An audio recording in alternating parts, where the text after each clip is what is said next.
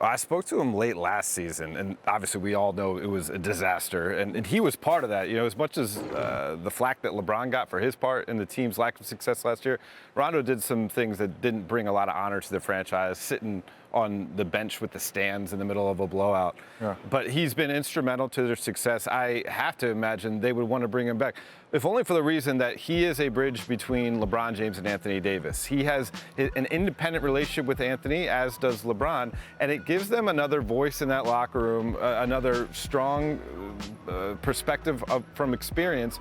Think back to the most pivotal moment in these playoffs for the Lakers. Anthony Davis hitting the game winner at the end of the conference finals game 2 against Denver. The only reason that happens is Rajon Rondo checks himself into the game and is the trigger man. And if it was someone else, Kentavious Caldwell-Pope passing that ball in or anybody else, they would feel the pressure to run the play and get it to LeBron James. Right. But Rajon Rondo made the correct basketball play, found an open Anthony Davis, and the Lakers used that to get their momentum all the way to the NBA Finals. Well, look, it's all about what the market is for a player. Like, you know, with that player option, the Lakers are going to keep him because he's undervalued right there. I'm saying, like, he's a very, very good bargain. So I think it's up to Rondo and what he wants. Like, this is at a time in his career where, you know, if they're fortunate enough to win the championship and he's accomplished that, he's accomplished pretty much everything that you can accomplish. So it just depends on what type of role he wants to be in. It's so crazy, though, when you think back to just a few years ago, you were on the Dallas team that asked him to leave during the playoffs. Well, asking him, telling him, like there's, you know, there's a range. And look, I stand by this. Like, I love being Rondo's teammate. Extremely intelligent, hard worker, wants to win. You know, and so I understand where there was a little bit of a conflict there, but I think he's where he wants to be. And I'm not going to lie, even when we were playing in Dallas, he wanted to be in LA. He said that when we were in Dallas. Okay. He's been saying it for years. So I think he's found a home. Just a matter of not if, you know, he wants to stay here. And look, we talk so much about Jimmy Butler and fit.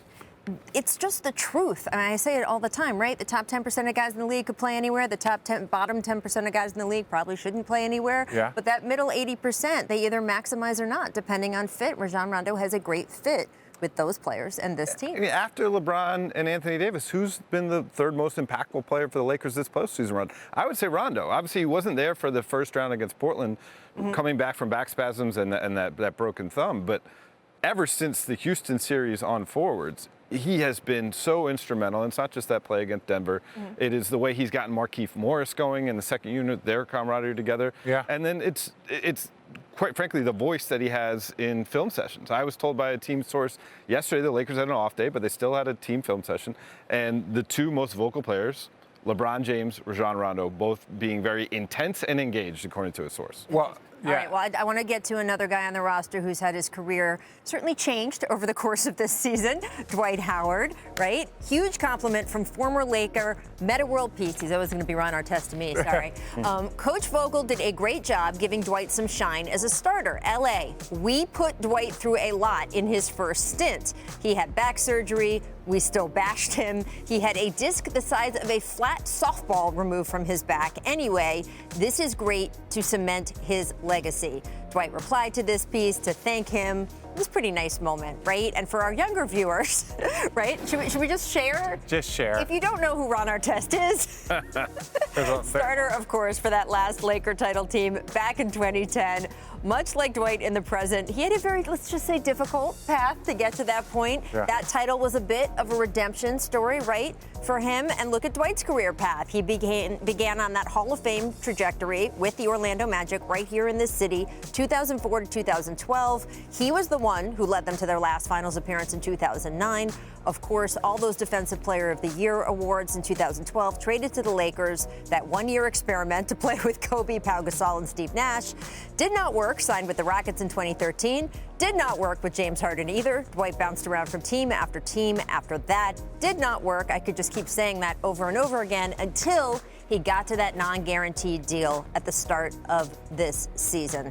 Dwight, I'm so fascinated by the parallel between him and Ron, and you covered that team.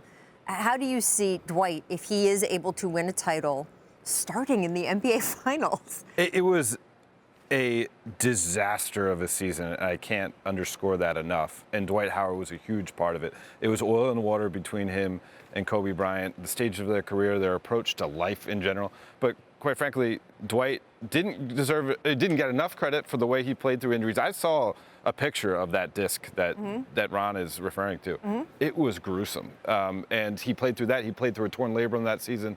But the maturity side wasn't there. This year, he's a different guy. He's a breath of fresh air. And he's stayed by his word from the start. He said, I want to earn it.